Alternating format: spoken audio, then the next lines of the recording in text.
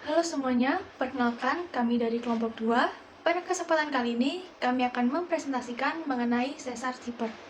Kami kelompok 2 yang beranggotakan saya, Keisa Keslin Anggracia dengan NIM 006, dan rekan saya Immanuel Fredo Pascalis dengan NIM 002, dan Moren Bae Gloria Pangestu Telam Banua dengan NIM 013.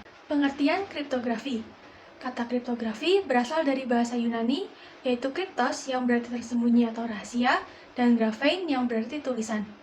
Secara harafiah, kriptografi dapat diartikan sebagai menulis secara tersembunyi untuk menyampaikan pesan yang perlu dijaga kerahasiaannya. Kriptografi adalah metode otomatis atau algoritmik, di mana tujuan keamanan tercapai. Jika kita menyebutkan algoritma kripto, artinya kita berbicara tentang algoritma yang akan diproses pada komputer. Algoritma ini beroperasi pada pesan dalam bentuk kelompok bit. Sekitar tahun 50 sebelum Masehi, Julius Caesar, seorang kaisar Roma, mengirimkan pesan kepada Marcus Tullius Cicero dengan menggunakan zipper substitusi, yaitu huruf-huruf abjad disubstitusi dengan huruf lain. Selanjutnya, sekitar tahun 1460 di Italia, Leon Battista Alberti mengembangkan disk zipper untuk enkripsi. Sistem ini terdiri dari dua disk konsentris. Setiap disk memiliki abjad di sekelilingnya, dan dengan memutar satu disk, maka disk ini akan berhubungan dengan yang lain. Huruf pada satu abjad dapat ditransformasikan ke huruf yang lain. Matematika di balik kriptografi. Yang pertama, sistem kriptografi. Kriptografi klasik merupakan teknik penyandian dengan kunci simetrik dan menyembunyikan pesan yang awalnya memiliki arti menjadi tidak memiliki arti dengan metode substitusi atau penggantian huruf. Ada beberapa sistem kriptografi. Yang pertama, plain text atau pesan atau data asli yang dapat dibaca. Yang kedua, secret key. Secret key merupakan masukan bagi algoritma enkripsi dan bernilai bebas. Secret key mempengaruhi hasil keluaran algoritma enkripsi. Yang ketiga, ciphertext. Merupakan kelang algoritma enkripsi dan merupakan pesan dalam bentuk tersembunyi. Dengan kata lain, ciphertext adalah teks sandi. Yang keempat, algoritma enkripsi.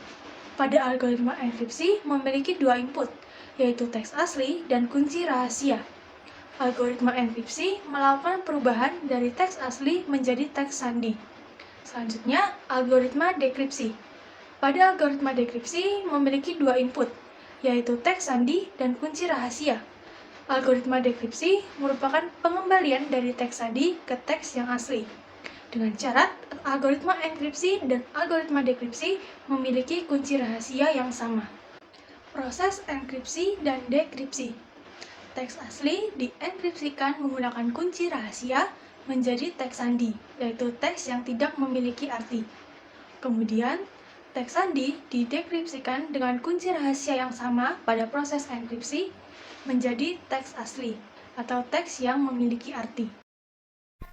Nah, selanjutnya di sini ada metode penyandian caesar. Nah, metode penyandian caesar itu menggunakan teori kongruensi, yaitu modulo dalam proses enkripsi dan dekripsinya. Penyandian caesar menggunakan operasi shift. Operasi shift merupakan mensubstitusi suatu huruf menjadi huruf pada daftar alfabet yang berada di K, sebelah kanan atau kiri dari huruf itu. Misal, K itu sama dengan 3, berarti ganti dengan huruf ketiga sebelah kanan.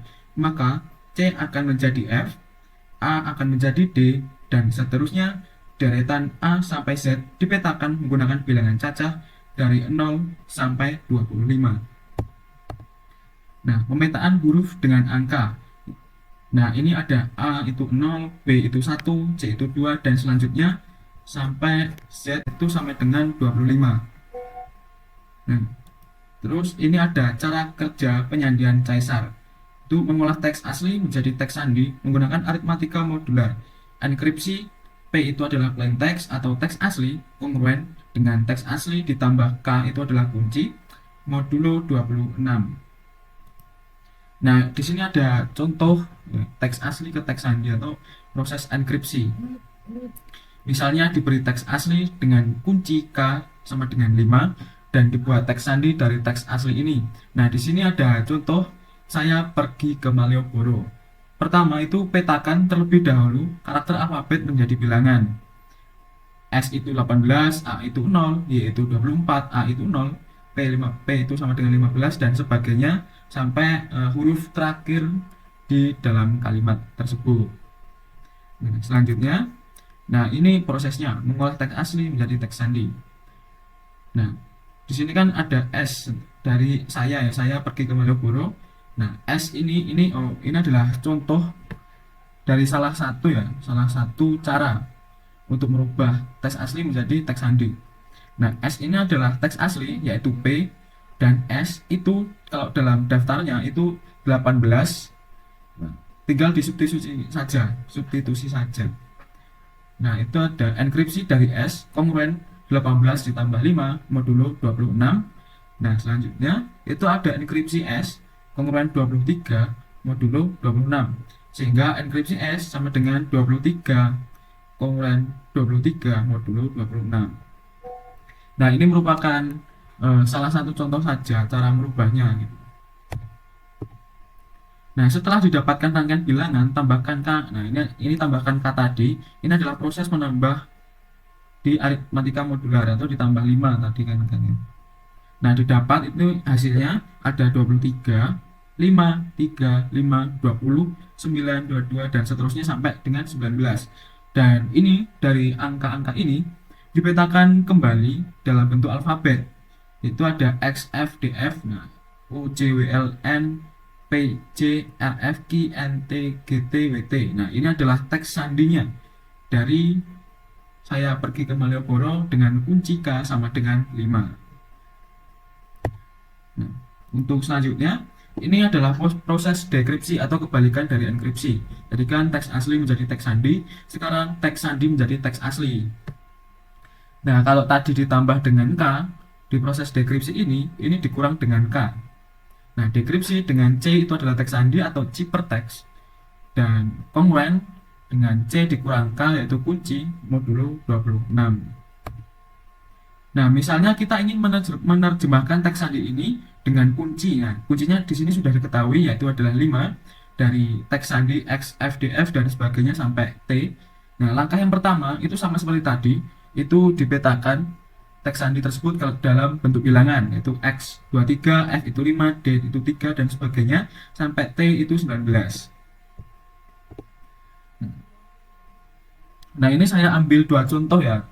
Kalau yang X ini adalah ciphertext atau teks sandi dan X itu adalah 23 atau urutan 23 di pemetaan, maka dapat kita substitusikan dekripsi dari X kongruen 23 min 5 karena K tadi ada 5 modulo 26. Dekripsi X kongruen 18 modulo 26. Dekripsi X itu sama dengan 18 kongruen 18 modulo 26. Nah, kalau X tadi 23 dalam bentuk ciphertextnya, kalau kita terjemahkan ke teks asli, dia itu urutannya ke 18 atau huruf ke 18. Nah, selanjutnya misal D. Nah, D adalah C. D itu tadi kan ciphertext atau teks sandi, dan D itu sama dengan 3 menurut pemetaan. Nah, otomatis kalau disubstitusikan 3 dikurang 5 itu akan jadi minus 2. Dekripsi D kongruen min 2 modulo 26. Karena dekripsi D kongruen min 2 modulo 26, maka dekripsi D plus 2 sama dengan N dikali 26. Nah, ini sebenarnya ini adalah pengembangan dari A min B sama dengan K dikali membagi.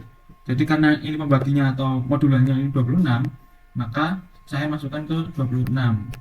Jadi dekripsi plus 2 sama dengan N dikali 26. Harusnya di sini adalah K dikali 26 karena nanti jika saya masukkan K nanti bingung karena di sini di atas ini rumus ada min K.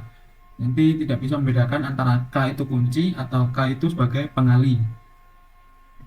Nah, di sini menurut definisi dari modulo ini kan itu ada A min B sama dengan K dikali 26, maka dekripsi D plus 2 karena ini bukan pindah ruas tapi sisi kiri dan kanan itu ditambahkan 2, maka dekripsi D ditambah 2 sama dengan N dikali 26, maka dekripsi D itu sama dengan 24. Nah, atau dekripsi dari huruf D ini sama dengan urutan alfabet ke-24. Jadi seperti itu.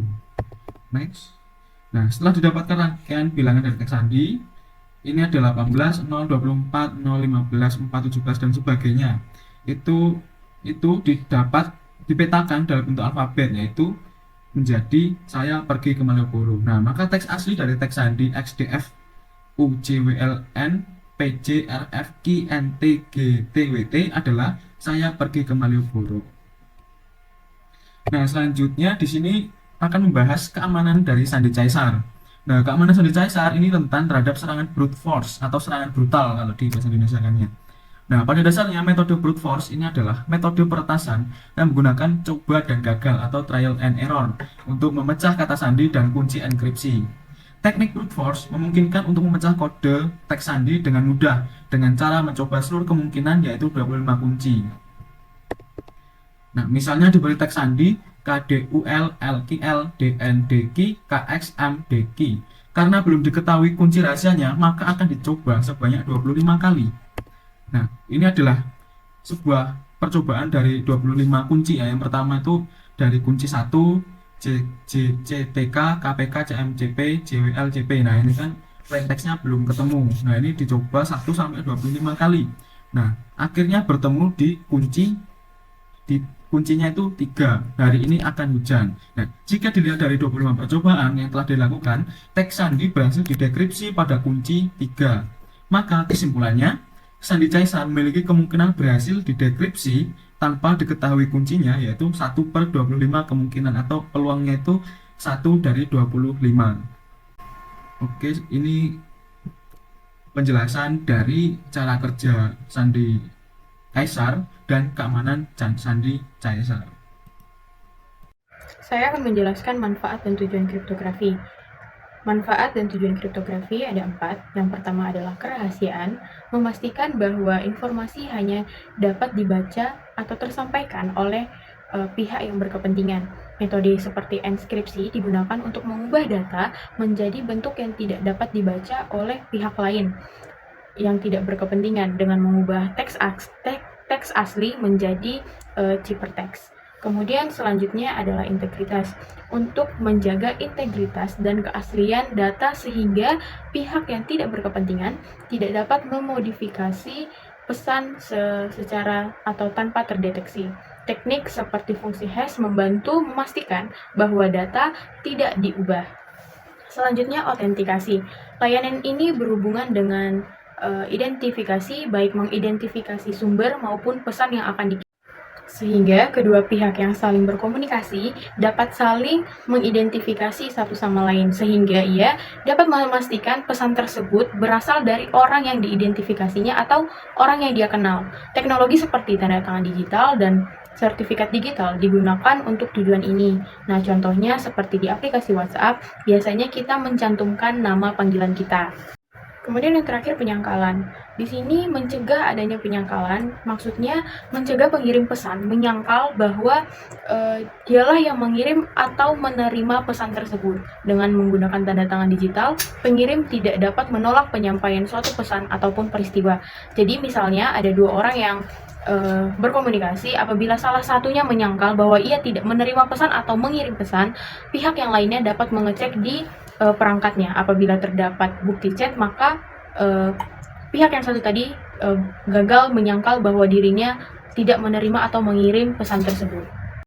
Selanjutnya, penerapan kriptografi dalam transaksi melalui ATM. ATM adalah mesin untuk menarik uang secara tunai. Biasanya juga kita gunakan untuk mentransfer atau mengecek saldo dan untuk membayar tagihan dan sebagainya.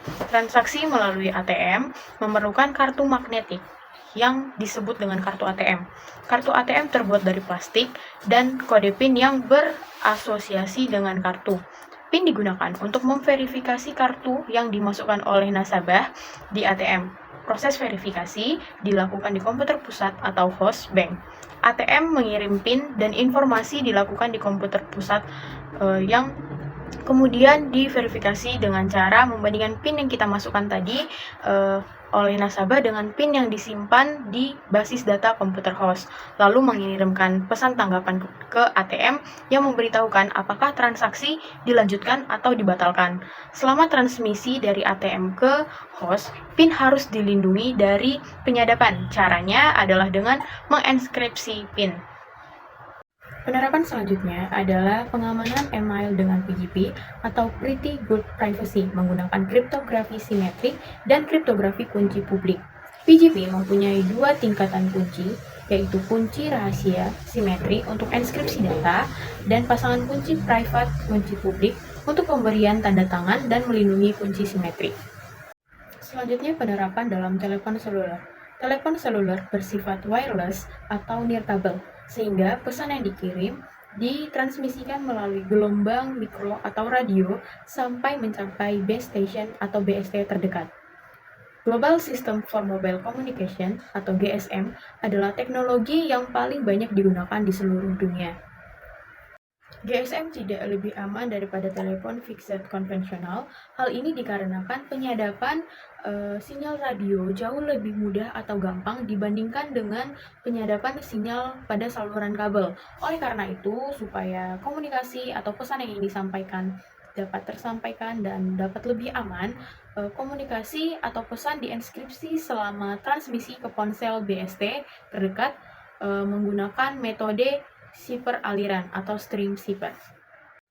Selanjutnya SSL atau Secure Socket Layer adalah protokol yang digunakan untuk browsing web secara aman. SSL bertindak sebagai protokol yang mengamankan komunikasi antara klien dan server, sehingga protokol ini memfasilitasi penggunaan enskripsi untuk data yang dirahasiakan dan menjamin integritas informasi yang dipertukarkan antara website dan web browser. Sekian penjelasan dari kelompok kami. Terima kasih.